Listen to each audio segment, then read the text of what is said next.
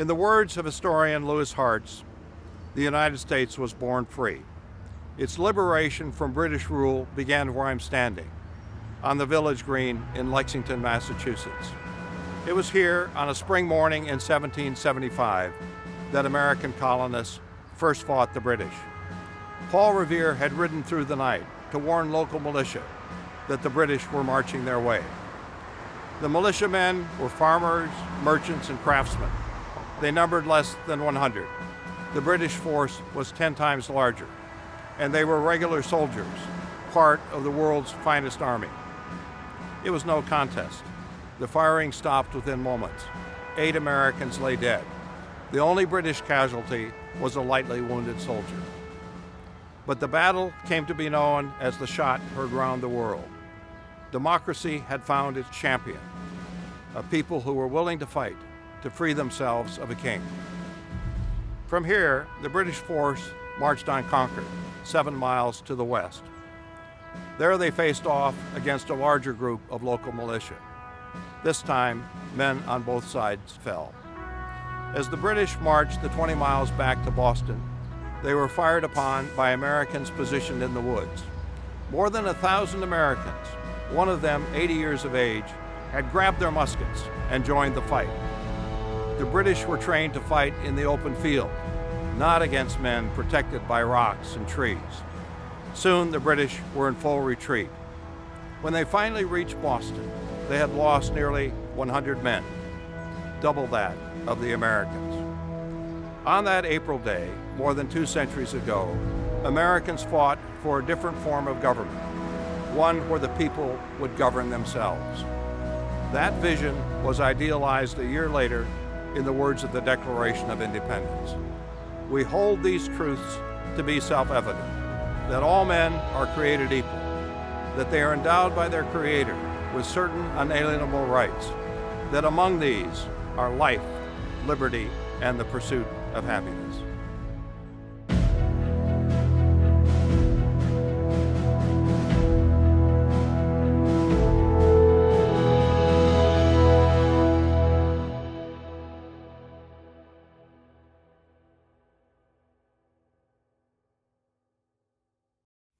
The ideas that sparked the American Revolution are today the foundation of America's political culture. Political culture is a term that refers to the deep-seated and widely shared beliefs of a people, beliefs that are so much a part of their thinking that they're almost second nature. Habits of the heart is how the French writer Alexis de Tocqueville describes such beliefs. Now, a nation's political culture gives its politics a distinctive character. Roughly half the world's nations today are classified as democracies. Yet, as a result of cultural differences, they differ markedly in how they're governed. German politics is not the same as Greek politics, any more than Japanese politics is like the politics of India. In this session, we'll examine the American political culture. We'll explore the origins and distinctiveness of Americans' political ideals. We'll talk also about the endurance and the challenges of those ideals. And then we'll conclude with examples of how these beliefs affect contemporary politics. Now, Americans' cultural beliefs originated in the nation's colonial period, which culminated in the American Revolution. The Revolution was a rejection of an old way of governing for what at the time was a radically new way. As James Madison, the nation's 4th president, said, "We were testing whether governments do better without kings than with them." But the revolution was more than a question of whether ordinary people were capable of governing themselves. It reflected a far-ranging change in how people thought. In the Europe that American settlers had left behind, power was in the hands of a small few. Hereditary kings sat atop the political ladder. Ordinary people were their subjects, possessing few opportunities and even fewer rights. It was an age-old system, and the British king tried to impose it on the American colonies. It didn't hold. The American continent was too big and too uncharted to be tightly governed. In today's high-tech world, it's hard to imagine what the settlers found upon arriving in the New World, the seemingly endless tracts of harsh and uncharted wilderness land. That untamed expanse gradually changed how people thought about themselves and about government. Why should they surrender their liberty to a king when personal freedom was as close as the next wilderness area? Why should they bow to a king when greater equality could be had by moving to the next frontier? Why should they work in the fields of a king? Why should they accept the age-old feudal system when land was freely available and could be made productive by their own hand? And why should they be governed by laws created by a king an ocean away when they knew their governing needs far better than any distant ruler? It was the gradual dawning of these radical beliefs that constituted the real American Revolution. As the nation's second president, John Adams, said, "The American Revolution started first in the minds and hearts of the people." The armed revolution served to crystallize what Americans had come to believe, that they should be free, equal, self-reliant, and self-governing. Today, the beliefs nurtured during the colonial period are the cornerstone of the American political culture. They define even what it means to be an American. The people of most countries derive their identity from shared ancestry. What makes someone French or Chinese, or defines them as a Turk or a Russian? It's common ancestry. They share land and a bloodline that goes back centuries. The French have a nation that's more than 1,000 years old. The Chinese have one that's even older. It dates back more than 4,000 years. Americans are different. They don't have a common bloodline. They come from every corner of the globe: England, Mexico, Ireland, India, Vietnam, Africa, Germany, you name it.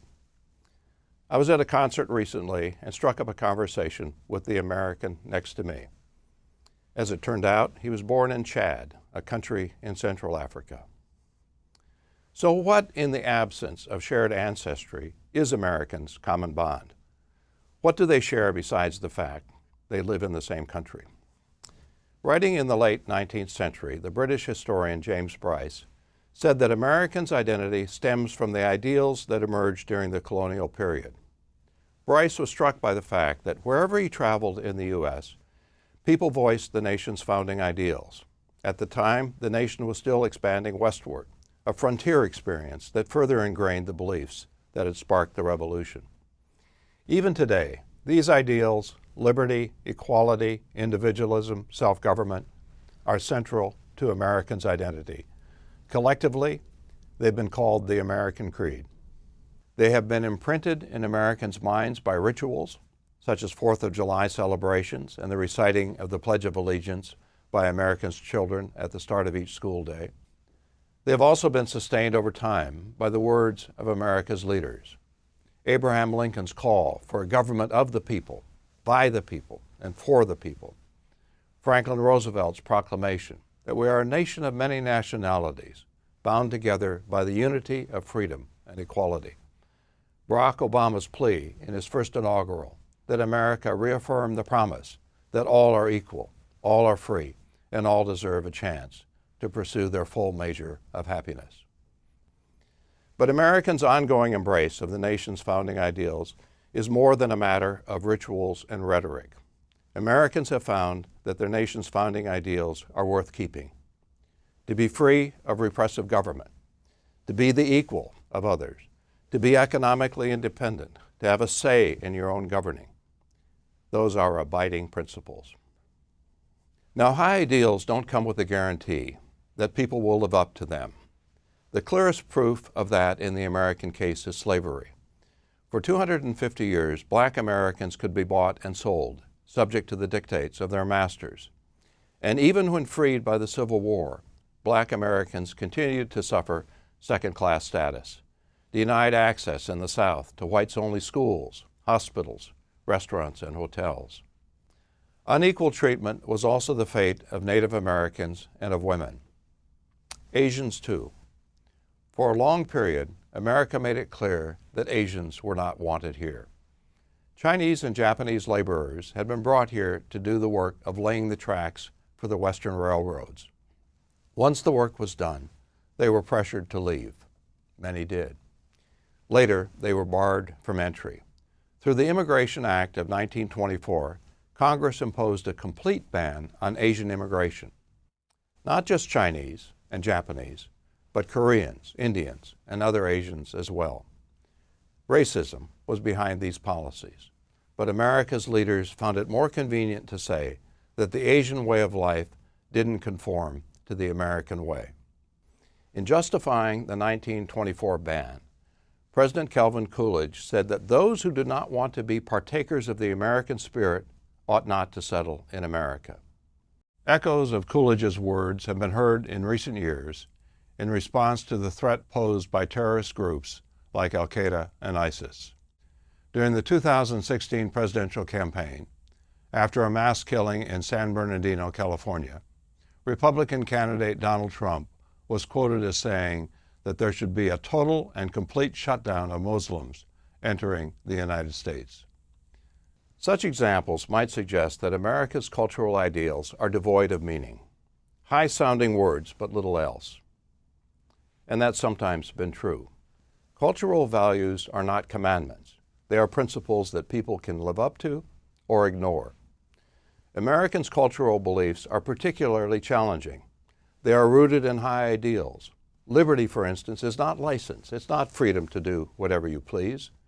It's rooted in free choice, but it entails responsibility. Freedom up to the point where it infringes on the freedom of others. Americans' cultural beliefs also conflict. Self-government, for example, implies the right of the majority to rule, whereas liberty implies that individuals have rights beyond the reach of the majority. When majority rule and minority rights come into conflict, each side can say that it has Americans' ideals on its side, and no resort to logic can persuade either side that the other has the larger claim. Yet, despite their conflicting implications and unfilled promise, Americans' ideals have left their mark on the nation's politics. It's impossible to understand the course of American history without taking its cultural ideals into account. It's true, for example, that racial, gender, ethnic, and other forms of discrimination constitute the darkest chapter in the nation's history. Yet it's also true that the struggle of Americans across the generations to build a more equal society is one of the nation's brightest chapters. How, other than a commitment to equality, can we explain the frequent political movements that have sought to make America a more equal place? There have been scores of such movements, including the abolitionist movement, the suffragist movement, the women's rights movement, and the contemporary gay rights movement.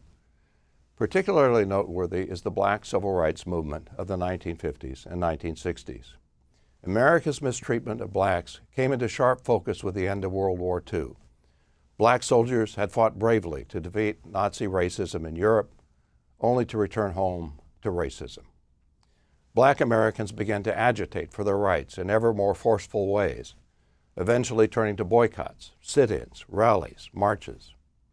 A major breakthrough came in 1954 when the U.S. Supreme Court invalidated state laws in place throughout the South that required black children to attend public schools separate from those of white children. In its ruling, the court said, "Separate educational facilities are inherently unequal." As the civil rights movement grew, led by inspirational leaders like Martin Luther King and Ralph Abernathy, it attracted ever broader white support. By the early 1960s, polls indicated that 3/4 of non-Southern whites favored an end to racial discrimination in restaurants, hotels, and other public accommodations. In 1964, Congress passed the Civil Rights Act, which did precisely that. As he prepared to sign the legislation, President Lyndon Johnson said, "We believe that all men are created equal, yet many are denied equal treatment. We believe that all men are entitled to the blessings of liberty, yet millions are being deprived of those blessings, not because of their own failures, but because of the color of their skin. But it cannot continue. The principles of our freedom forbid it, and the law I will sign tonight forbids it." The civil rights movement would not have succeeded without the courage and determination of the black community. But the movement also had behind it the moral force of Americans' professed belief in equality. It was that force that Martin Luther King summoned when he challenged America to rise up and live out the true meaning of its creed, that all men are created equal. Now, as I noted earlier, a nation's political culture gives its politics a distinctive form. Cultural beliefs clearly do not determine precisely what a people will do, but in the long run, they affect what a people will regard as appropriate and desirable, and thus what they will try to achieve. Cultural beliefs serve as unstated rules of behavior. They act as boundaries on what people will find acceptable and what they will strive for. Take, for example, Americans' belief in individualism. Although individualism is also a part of the political culture of European nations, it takes exaggerated form in the United States because of its unique history. Americans' heightened sense of individualism can be seen in the results of a recent cross-national survey that was conducted in 4 European countries and the United States. Respondents in each of these countries were asked, what is more important, that nobody is in need or that individuals have the freedom to pursue life's goals? As you can see from the figure, Americans responded differently to this question than did Europeans. Most of the European respondents ranked helping those in need more highly. In contrast, most American respondents placed individual freedom at the top. Not all American respondents ranked individual pursuits ahead of helping the needy, but the majority did, the reverse of the pattern for Europeans. Now, if this difference was simply one of opinion, it would be interesting, but not of great consequence. In fact, the difference has consequences. Consistent with its greater cultural emphasis on individualism, the United States, though it has a higher poverty rate than do European countries, spends less on programs for the poor, about 25% less. The rules of welfare eligibility also differ. In most European countries, for example, citizens are entitled to government-provided health insurance. They don't have to prove that they're poor to be eligible for it. In the United States, proof is required. Individuals must show that they cannot buy it on their own, that they lack the financial means before they are eligible for government help in obtaining health insurance. Americans are not necessarily less sympathetic with the poor. Compared with Europeans, they are twice as likely to give to charities. But Americans are less inclined to enact welfare policies that could weaken self-reliance. From America's individualistic perspective, people are obligated to work hard and take care of themselves, unless they have a verified need for government help. Public education provides another example of how America's cultural values affect its policy choices. The United States has easily the world's largest higher education system, more than 4,000 colleges and universities. Most of them are public institutions, created by government and supported in substantial part by government funding. The United States also spends more per pupil for primary and secondary public education than does nearly every other country. The European average per student is slightly more than $9,000 annually. The United States spends about $12,000 per student. Now, why is that? Why does the United States invest so heavily in public education? Its political culture is among the reasons. If individualism is to be upheld, you have to give people the means, a proper education, to succeed. And if equality is to be upheld, educational opportunities have to be plentiful, available to the many rather than to the few. Equality of opportunity, giving every child a chance to succeed, is the guiding principle of America's system of public education. When that system began to take root 2 centuries ago, it was called the Great Equalizer. It sought to give children of widely different backgrounds a somewhat equal start in life so that each could succeed or fail on their own merits. Writing in the late 19th century, the socialist Leon Sampson noted the stark difference between the philosophy of public education in the United States and Europe. Said Sampson, the European ruling class were open in their contempt for working people, but in the United States, equality and liberty were extolled in the public schools. Sampson concluded that American schools embodied a unique conception of equality. Everyone was being trained in much the same way, so that each person would at least have a chance at success. Since then, of course, European nations have broadened the reach of their education systems. Nevertheless, differences remain. In some European systems, high school students are separated into those that receive pre-college training and those that get vocational training. In contrast, most American schools offer a relatively standardized curriculum. Each student takes more or less the same set of courses: math, science, language, and the like. Some American educators have questioned the wisdom of this approach. Given the differences in students' interests and aptitude, they think vocational training should be a larger part of the U.S. educational system. But a standardized education is consistent with America's core values. It's squarely in line with the principle of equal opportunity. I could give you other examples, everything from home ownership to gun laws, that illustrate the impact of America's political culture on its policies. But the point would be the same. Any assessment of U.S. politics must take into account the influence of its cultural values. It's far from the only important factor, as we'll see in subsequent sessions of this course, but it's one of them. Now, before summarizing what's been said in this session, I'd like to speak briefly about the nature of politics. Political scientist Harold Lasswell described politics as the struggle over who gets what, when, and how. In other words, politics is the process through which a society settles its conflicts over who gets the benefits and who pays the costs of public policy. There are two basic reasons why conflict is at the center of politics. One is scarcity. Even the richest nations do not have enough wealth to satisfy everyone's demands. That sets up conflict over how a nation's resources are distributed. Everyone wants a piece of the pie, but the pie is not big enough to give everyone what they want.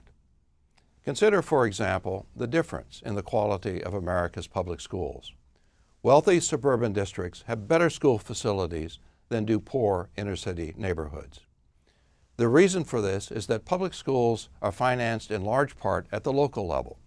Roughly half of school funding is provided by local taxes, and wealthier communities have a stronger tax base. In an effort to improve their schools, poorer districts have pressured state governments to equalize spending across districts. This proposal has been strongly opposed by wealthier districts, which fear it will weaken their schools. Such conflicts, stemming from insufficient resources to satisfy everyone's demands, are an everyday part of politics.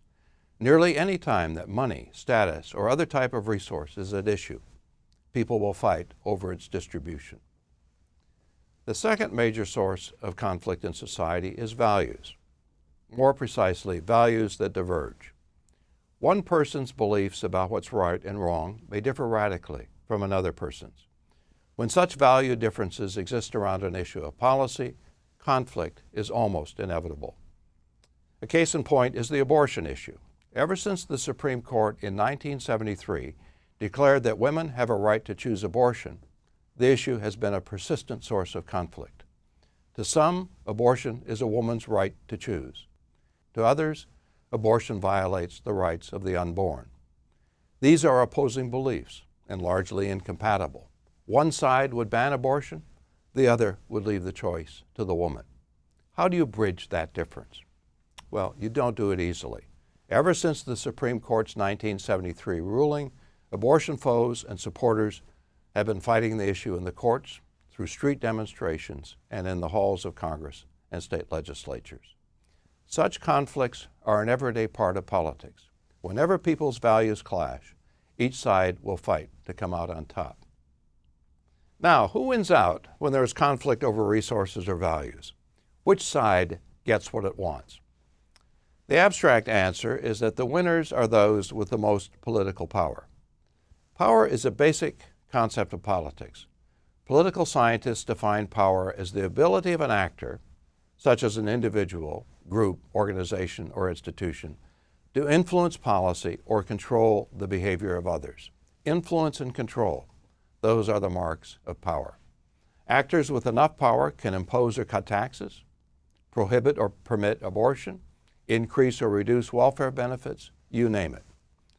Given what power can do, it's not surprising that much of what happens in politics centers on power, trying to get it, as in the case of campaigning for election to office, and trying to use it, as in the case of lobbying to influence legislation. In subsequent sessions, we'll examine the distribution of power in the American political system. Who has power in America and who doesn't? That's one of the most important questions to ask and answer about any political system. Okay, let's wrap up what we've said in this session. We noted that Americans' core beliefs, their political culture, originated in the conditions of the New World, particularly its vast tracts of wilderness land. It opened the minds of colonial Americans to a new way of governing, one rooted in beliefs about personal liberty, individualism, equality, and self-government. We also noted that these ideals have been passed along to each succeeding generation of Americans, ensuring their continuing influence on the nation's politics. Americans have argued over the meaning of these ideals, but not whether they're worth keeping. We pointed out some of the challenges that Americans face in living up to their ideals, challenges that stem in part from the demanding and sometimes conflicting nature of these ideals. We then looked at how these beliefs affect public policy, pointing out that they set boundaries on what people will regard as desirable, and thus what they will try to achieve politically. Finally, we noted that politics is the process by which society settles its conflicts over scarce resources and opposing values.